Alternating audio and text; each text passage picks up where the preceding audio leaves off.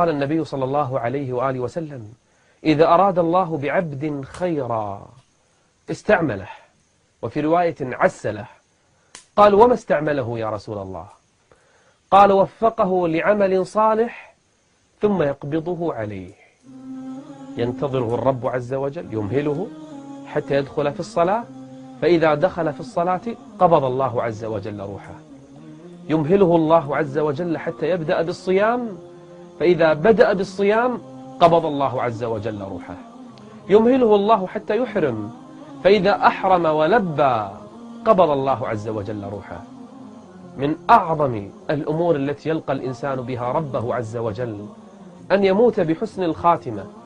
هنالك علامات أحيانا تحصل للإنسان رغما عنه، لكن يريد الله عز وجل بعبده خيرا فيختم له بهذه الأعمال.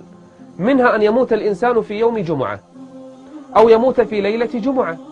لو مات الإنسان في يوم جمعة أو ليلة جمعة فإن الله عز وجل يؤمنه من عذاب القبر.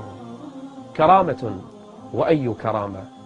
المؤمن إذا مات في هذا اليوم أو ليلته، بل المؤمن كما جاء في الحديث الآخر: المؤمن يموت بعرق جبينه، فإن مات وقد جبينه أصابه العرق الواضح الظاهر فهي علامة على حسن خاتمته.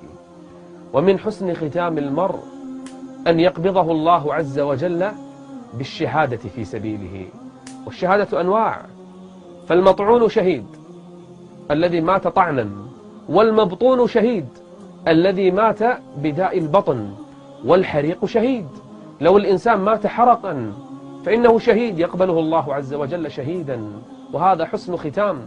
والغريق شهيد، نزعل ونحزن على إنسان مات غرقا، لكن في نفس الوقت نقول ونرجو له الخير لأنه مات على خير. فالغريق شهيد، ومن مات في المعركة شهيد، ومن ماتت وهي في نفاسها بولادتها فإنها من الشهداء الذين يقبلهم الله عز وجل عنده.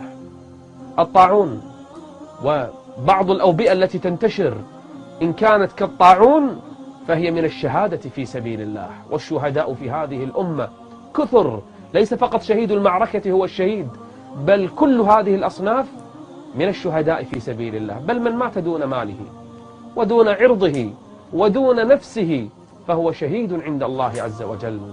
الله عز وجل جعل الأعمال الصالحة كثيرة في هذه الدنيا، لكن أينا تختم له بخاتمة حسنة. احرص على أن تكون مستعدا للقاء الله عز وجل، فأي فضل أن يموت الإنسان على حسن الختام.